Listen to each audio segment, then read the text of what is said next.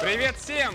Мы рады видеть вас на нашей площадке. Сегодня мы обсудим, как татуировки влияют на социальную жизнь человека с нашим гостем Нургуяной Пивоваровой. Внимание на экран!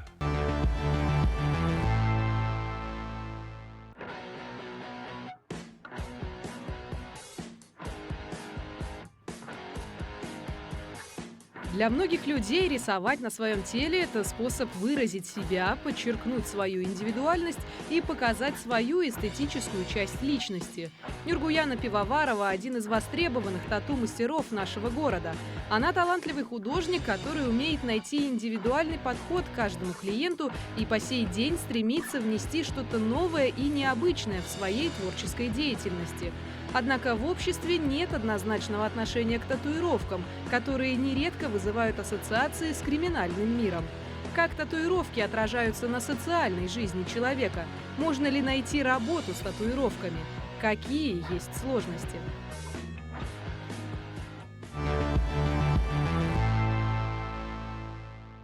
Окей, друзья, мы живем в весьма толерантное время, когда порицаний за внешний вид человека практически нет. Однако наличие татуировок все же вызывает вопросы в нашем обществе. То есть как они отражаются на социальной жизни человека и как они влияют на его трудоустройство. И чтобы разобраться в этой теме, нам нужно будет разделиться на две группы. Оптимисты – это те, кто считает, что человек с татуировкой может найти себе хорошую перспективную работу. И это даже в том случае, если татуировки расположены на неприкрытых частях тела. Пессимисты же считают иначе. То, что должен быть какой-то дресс-код, и если делать татуировки, то только так, чтобы было их не видно. Наличие татуировок весьма сужает круг профессий, которые может выбрать себе человек. Итак, друзья, выбираем зоны. Нужно учитывать то, что каждая из сторон должна перетянуть на свою сторону больше участников. Оптимисты будут справа. Пессимисты слева. Делимся. Итак, встречаем нашего героя. Девушка, делающая больно во имя красоты. Тату-мастер и творческая девушка. Нургуяна Пивоварова.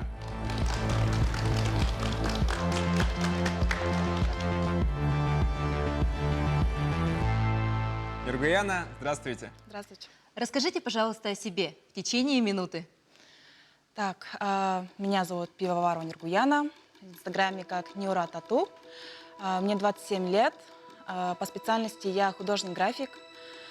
В тату-сфере я 2015 года, работаю предпочтительно в стиле old school, Япония, ну и продвигаю свой стиль, стараюсь. Все. Спасибо, аплодисменты.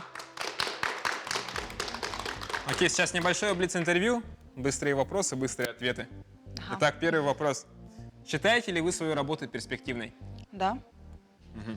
Хотелось ли бы вам заняться чем-то более серьезным, чем татуировки? Но по мне так татуировка это тоже немаловажная сфера деятельности, в принципе. Просто у нас в Якутске не очень развито это. Хорошо. Что думаете о татуировках у несовершеннолетних? Ну, у нас вообще есть клиенты несовершеннолетние, которые приходят, но уже с разрешения родителей, либо при родителях просим А прийти. знаете ли вы о том, вот, часто ли они жалеют о своих татуировках спустя время? Ну, 50 на 50, я думаю, потому что некоторые работы, даже если это можно считать партаком, они все равно носят свою какой-то смысл, воспоминания, все-таки как-то это фиксируется, мне кажется, момент. Случались ли у вас конфликты с клиентами? Прям таковых нет, не помню. Как семья относится к вашей работе, ваши родители? Ну, изначально мама была против, конечно. Она... я первую татуировку вообще сделала в 2012 году. Ну, когда я уже начала работать тату-мастером, конечно, естественно, у меня новые татуировки появлялись. Ну и со временем мама, наверное, свыклась с с этим просто. Ваше приобщение к сфере тату. Не считаете ли вы, что это следствие вашего подросткового бунта? Может быть, скорее всего, потому что я помню, что в 7-8 классе я прям хотела татуировку на всю спину, в рукав. А что на это повлияло? Так случилось просто. Я не знаю. Я просто, не знаю, может, мысли материальны. Точно не могу сказать. Но так пришло. Нет, так получилось. Мгм. Обрежь- Что вас не устраивает в вашей работе? Не устраивает? Да меня все устраивает. М. Разве что нестабильный доход, может. Ну и последний вопрос. Деньги или семья? Семья. Здорово. Аплодисменты. Итак, Нергуяна, перед вами сегодня те, кто постарается узнать вас поближе. Это у нас и студенты, рабочая, творческая молодежь. Справа от вас расположились оптимисты. Они считают, что человек с татуировками может найти себе хорошую перспективную работу, даже если татуировки расположены на неприкрытых частях тела. Пессимисты слева от вас считают иначе. Они считают, что если человек делает татуировку, он делает ее для себя. И она должна прикрываться какой-либо одеждой. И соответствовать, конечно, дресс-коду. Мгм. Окей, друзья, скажите, чем обусловлен ваш выбор? Давайте начнем с оптимистов. Я сама сейчас официально работаю, полностью трудоустроена. У меня есть рабочая форма, у меня футболки. То есть, следовательно, я еще и работаю с клиентами, я универсальный сотрудник в большой компании. Поэтому такового нет. Бывают клиенты, которые говорят: вот, зачем тебе татуировка? Я говорю: ну, в старости я буду самая модная бабуля.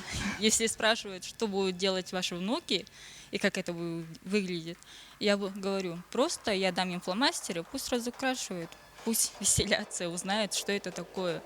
Пусть развивается творчески, что это такое может быть. Все. Спасибо. Татуировки на видных местах, они мешают жить обычной жизнью, возможно, даже устраиваться на какие-то престижные работы со строгим дресс-кодом.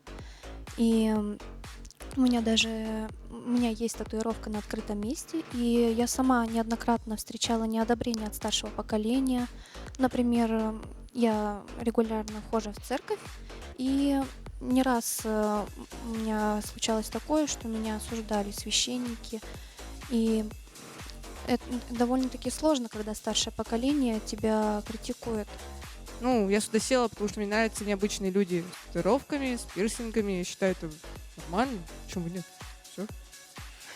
Хорошо. Я считаю, что как бы татуировки это отрицательно, потому что большинство нашего платежеспособного и работающего поколения это старшее.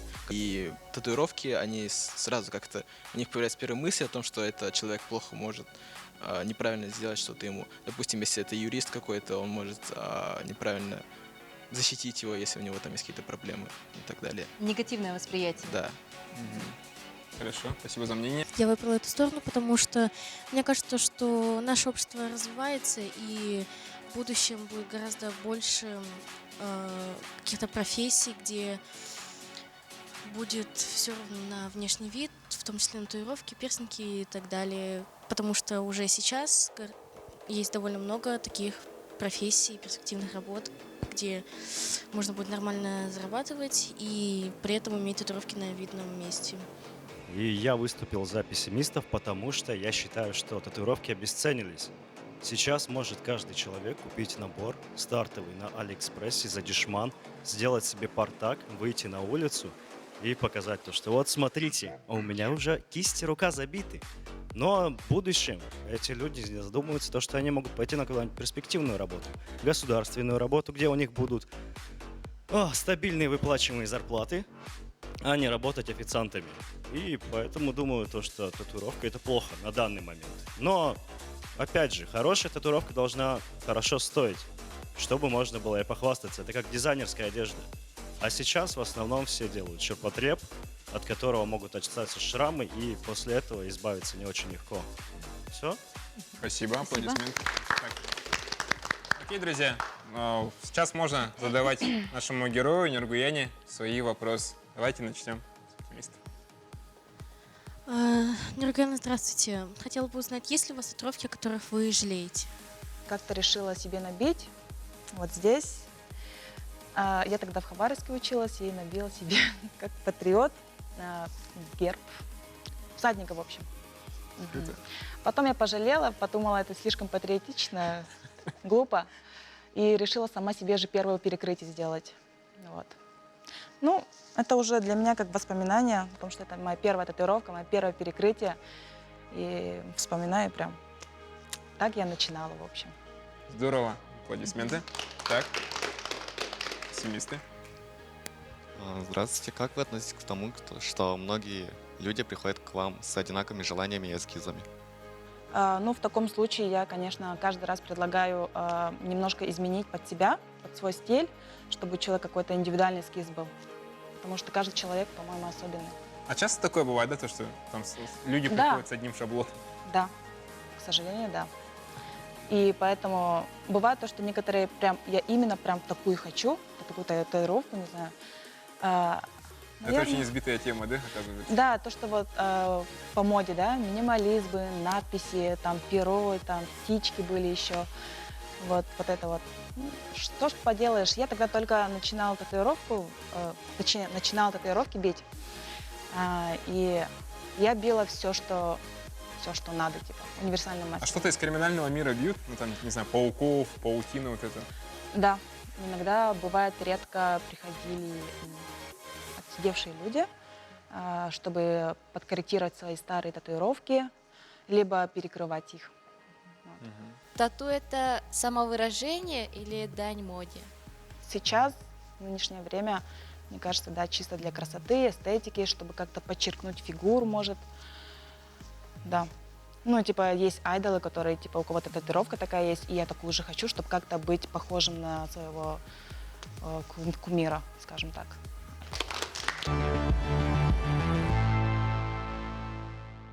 Есть ли в твоей профессии табу, то, что ты никогда не набьешь, например?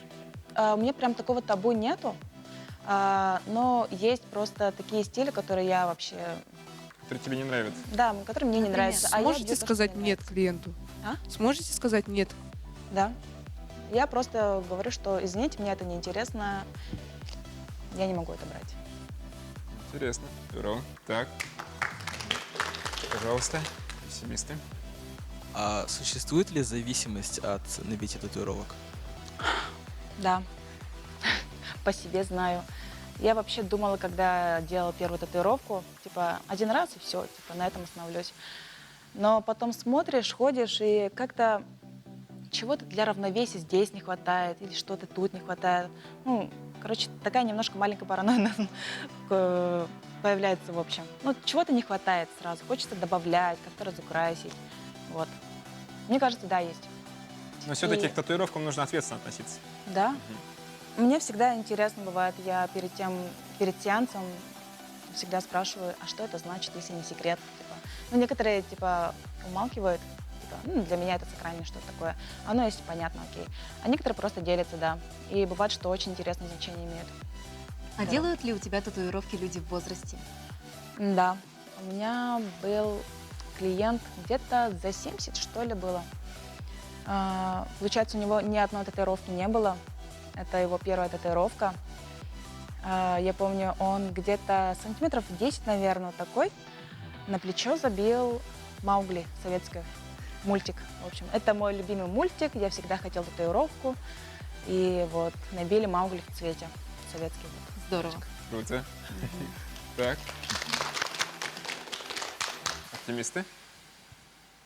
А бывали ли у вас клиенты, которые хотели набить татуировку на лице прям? На лице? К сожалению, нет. Но мне было бы интересно. Хотя я била, но это вообще типа родинки, точки, типа такого. Но не так, чтобы прям работа была. Такого не было. А еще вопрос. Какие, ну, бывают какие-то частые места, куда хотят люди бить татуировки? Чаще всего. Чаще всего это предплечье, плечо. Они самые ходовые. Многие хотят, чтобы татуировка была видна им, да, получается. И по болевому порога это самое такое, знаешь, оптимальное место. Аплодисменты. Итак, у нас есть опрос по теме нашего обсуждения. Прошу внимания на экран. Количество татуировок может найти хорошую работу? Да, конечно. Это от работодателя зависит. Если он какие-то требования выставляет, А человек с татуировками может стать хорошим специалистом? татуировка какую играет роль? Тут же знание, опыт играет. Ну, вряд ли, если в таких серьезных работах, вряд ли человек найдет. Да. Даже если у него татуировки на лице? Это уж смотря от того, как относятся сами работники к этому. Можно, конечно, да. А если татуировки на лице? Ну, не знаю даже. Ну, это смотря от работодателя. Обязательно. Даже если татуировки на лице? Ну, как бы, если ты хороший мастер, то что у тебя там на лице, как бы, не имеет значения. Конечно. А даже если у него татуировки на лице? Нет. Почему? Ну, я считаю, что татуировки должны быть только в закрытых местах. А у вас самой есть татуировки? Конечно. Не жалеете? Нет. А носили бы еще? Конечно. Нет, хорошую нет. Не думаю. Да, в определенных истребуемых профессиях это, наверное, А если у человека татуировки на лице? сложно сказать. Может быть, в театре.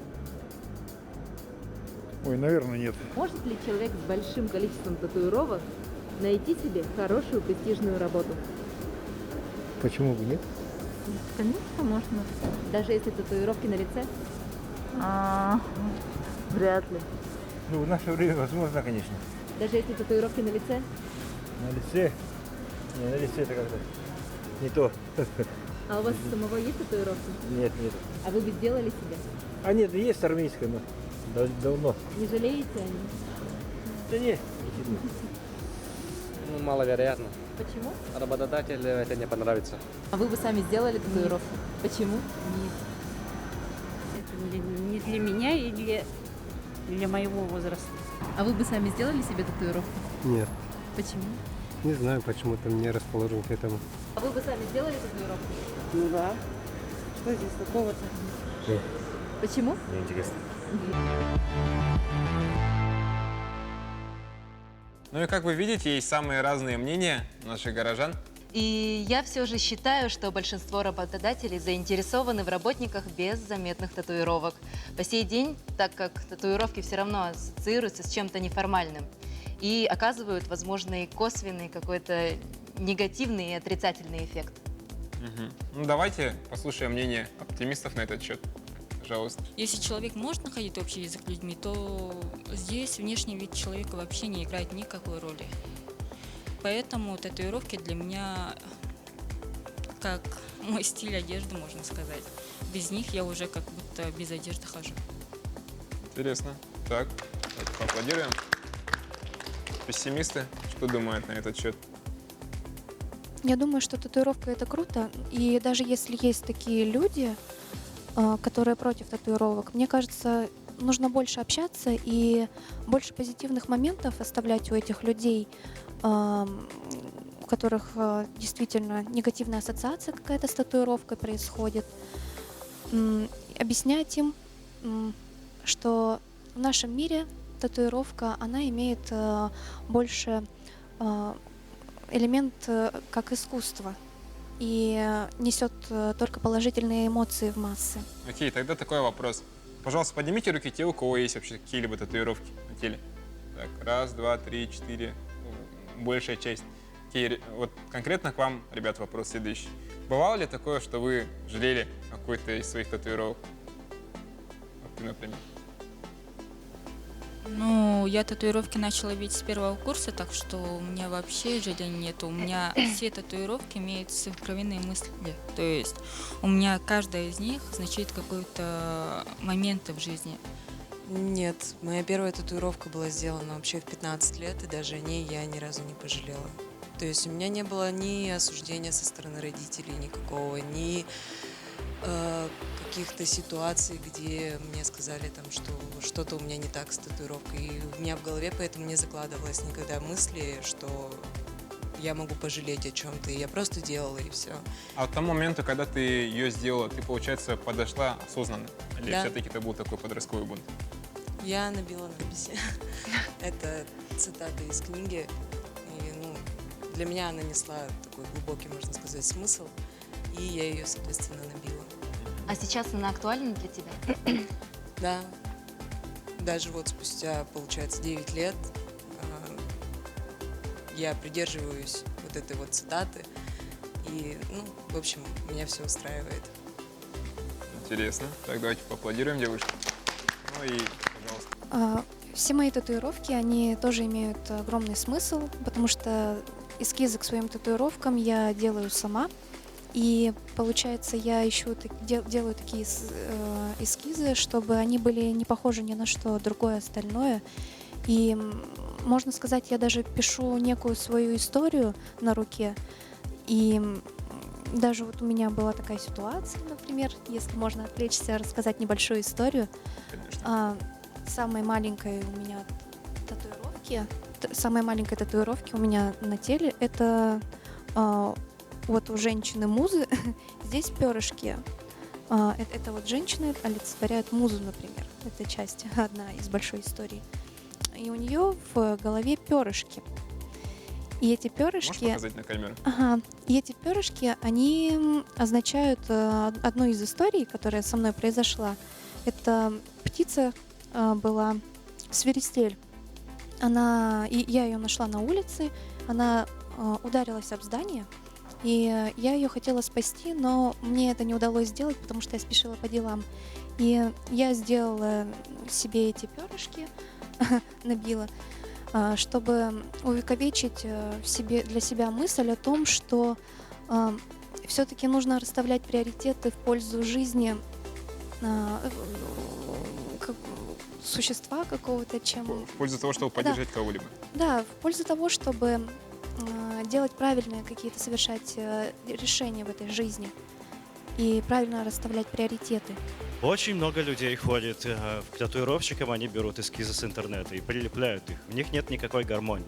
По-хорошему, нужно идти к тем людям, которые умеют рисовать, которые владеют рисунком полностью, и они подчеркнут вашу индивидуальность. Но опять же, почему я против? Потому что все берут с интернета и идут, лепят все это вокруг руки. Поэтому, да, есть татуировки, которые хочется переделать. И это у всех. Поаплодируем. Так, ну и тогда такой вопрос. Есть много недобросовестных мастеров. А Да. их действительно много, да? Вот, Да, Нургулен, их мне много. интересно узнать. Ко мне на коррекцию записываются. Я спрашиваю, там, у кого набивали татуировку. Либо у нас там рядышком есть удаление татуировки лазерное. Вот к нему тоже ходят на удаление. Либо перекрыть, либо как-то подкорректировать. В общем. А много вообще таких людей, которые Видимо, приходят да, переделать, да, перекрыть? которые бьют непонятными машинками вообще и хэндбоком, которые без художественного образования, ну, просто по приколу, так сказать. Да, таких очень много. И как-то называют имена, а я их вообще не знаю, типа, а где он работает, а вообще как долго работает. А только начинающий, типа такого, у себя там дома бьет, может, где-то там. Мгм. Да, есть такие. Ну, действительно, вот, я сам не прям активно пользователь соцсетей, но бывает, что я в Твиттер захожу, и там кто-то жалуется, вот мне татуировку набили, и этот мастер, короче, там, мало того, что взял большие деньги, но он при этом вообще не собирается ничего переделать, и говорит, ну, я тебе набил. Ну, в основном Блей. клиенты ведутся на дешевые татуировки, Мгм. типа по акции, либо И при этом вообще дешевым бесплатные считается даже вот то, татуировки. что там за 2000, допустим, за Да, 3000 люди бьют. да, А да. по идее, они же дорого стоят, да? Сколько, допустим, Ну, сейчас вообще стоит? минимальная цена у простой нас в татуировки? Якутске 2000 рублей. 2000. Ага. Мгм. Ну вот, в погоне за дешевыми татуировками, хоть бы, типа, ну, хочу, чтобы у меня татуировка была, неважно какая вообще, просто хочу. Есть такие люди. И вот где-то набивают у себя непонятно у кого, потом уже, да, жалеют. Ну, некоторые даже, да, вот как ты говорил, да, не жалеют то, что даже если он партакта был, то уже какую-то историю носит даже. Поэтому вообще не жалеют об этом. Но в большинстве случаев, да, жалеют. Вот ты затронула как раз-таки тему образования. Получается, чтобы быть хорошим тату-мастером, нужно иметь какое-то профильное образование? Да, конечно, потому что Ну, это уже надо иметь какое-то воображение, да, чтобы что-то у тебя индивидуально, какие-то эскизы были. А вот художественное, особенно, это важно, когда ты знаешь Ну, то есть образование это как бы можешь- подтверждение того, что человек обладает достаточным рядом компетенций. Да, если ты работаешь в стиле реализм, например, да, тебе надо знать, вот это вот, понять, как объем вообще делается, всякие пропорции человека. Ну, все это надо знать и понимать. По-моему, молодой человек хочет высказаться. Пожалуйста. Не всегда художественное образование Но нужно. да, это от стиля тоже зависит. Если ты в реализме работаешь, то да. А если у тебя там минималистичные декоративные работы, ну, там уже воображение больше работает, да. Но желательно, конечно, художественное образование должно быть. Считаю. Интересно. А ты как считаешься? Но может человек с любой профессии прийти. Главное, чтобы желание у него было именно развиваться, потому что большинство татуировщиков Якутска, у них нет художественного образования, но есть люди, которые занимают топовые места и без художественного образования. Так что Ну, да. главное желание. Ну и вообще, да, бывают люди сами по себе талантливые, которые Но они умеют же все равно, рисовать. получается, у кого-то учатся. А? Потому что профильно же этому нигде не вроде бы не обучают. Ну, наносить татуировки и так далее. Они же, получается, приходят к каким-то мастерам, которые уже себя зарекомендовали и как бы становятся у них подмастерьями, набирается у них опыт. Да. В будущем ты бы разрешила своему ребенку набить татуировку? Да, разрешила. Вот только сначала проконсультировалась бы с ним. Что ты хочешь, почему ты это хочешь и куда ты хочешь. А смогла бы сама ему сделать татуировку? Да, смогла бы. Конечно, потому что лучше, чем, ну, лучше я набью, да, чем непонятно кто там, какие там еще будут одноразовые, не одноразовые, там, антисанитария, мало ли что там. У меня есть небольшое дополнение к теме отношения родителей и детей к татуировкам. Могу рассказать про свой личный опыт.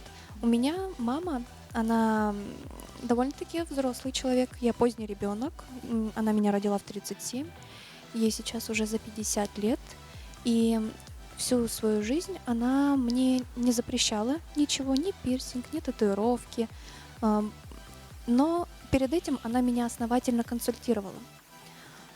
И мы проводили очень долгие беседы, и я думаю, что в целом это очень правильный подход. И это помогло сформулировать, как-то утихомирить, возможно, в некоторых местах мое бунтарское «я» и как-то найти компромисс. Но она вошла в диалог с тобой, допустим. Да, она Окей. просто, да, она вела со мной беседы очень частые, и мы согласовывали в дружеской форме все это. Здорово. Вот молодой человек, сидящий сзади, вот ты сказал, то, что свои татуировки хочешь переделать. Ага. А с чем это связано? То есть ты свои татуировки набил почему изначально? По приколу. Ну, то есть как? Это было сделано так, чтобы... Это было выражение, там, не знаю, твоего бунта какого-то, либо противопоставления себя чему-то? Нет. Мы списались, чувак говорит: о, ты бьешь татухи, я тоже бью татухи, давай набьем друг друга татухи. И мы набили друг друга татухи. Только набил он мне, а я ему не стал бить.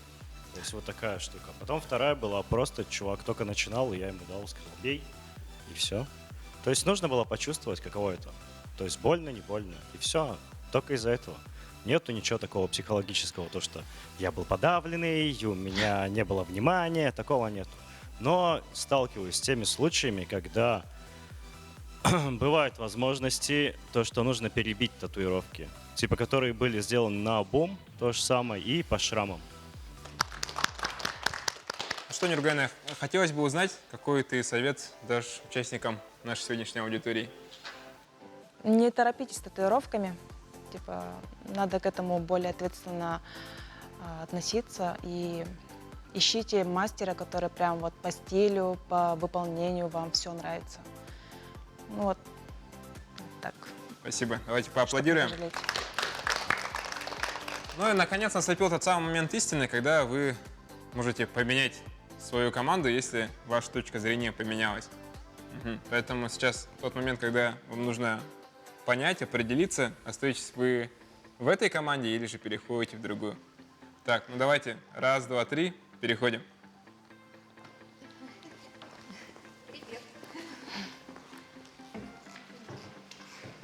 Здорово. Давайте поаплодируем опять же друг другу. Так, почему вот ты остался при своем мнении?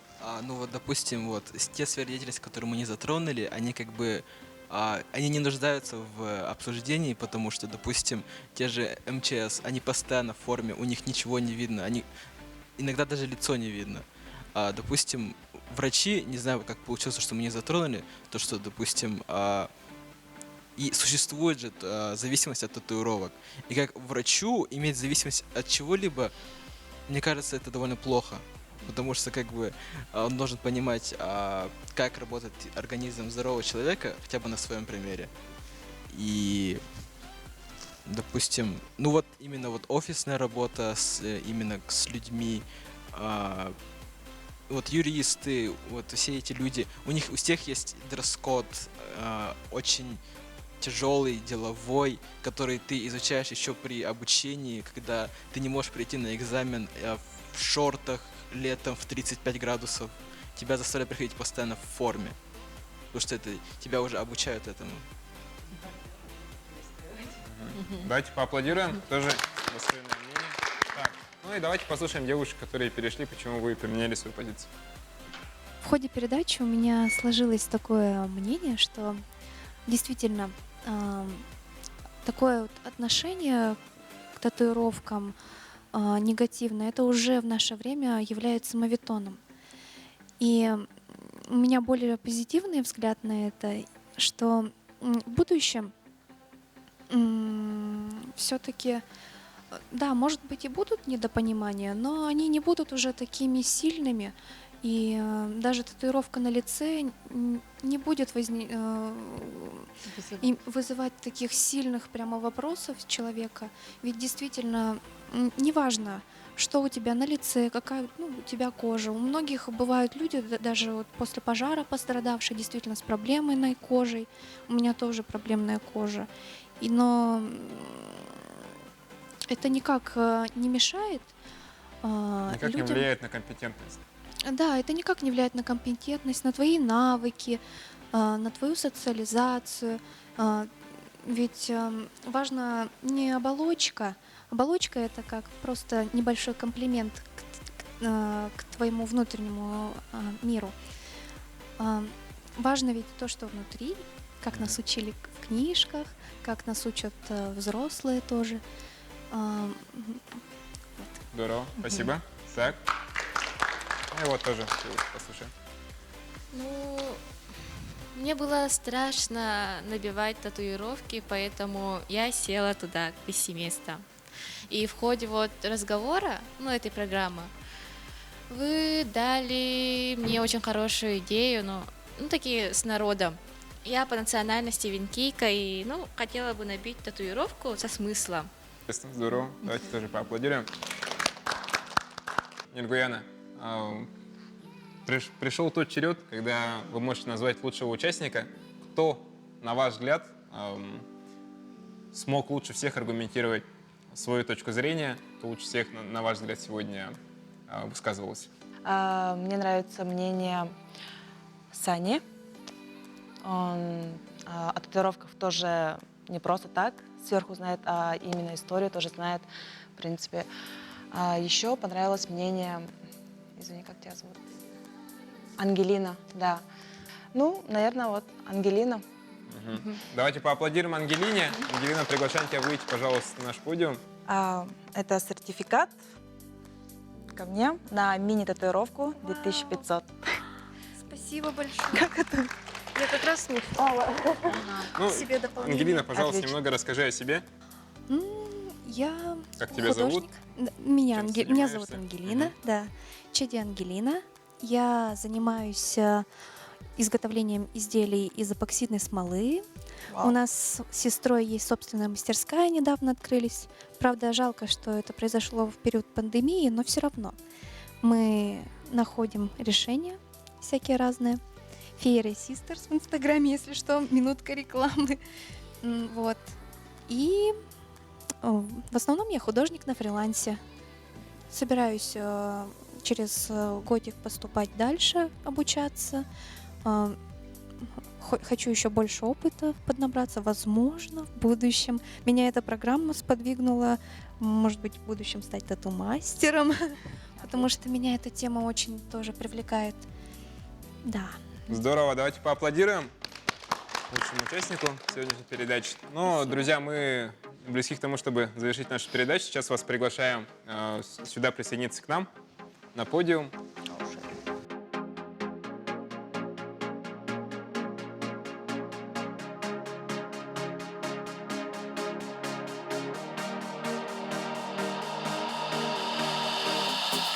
С вами была передача «Я молодой» и ее ведущие Лена Гагарина И Антон Васильев. Будем развиваться вместе. на благо себя и родной республики. Всем пока!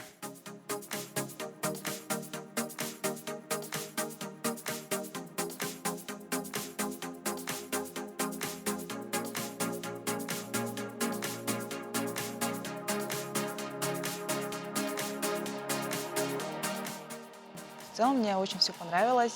Интересный формат, живое общение, вопросы, разные мнения.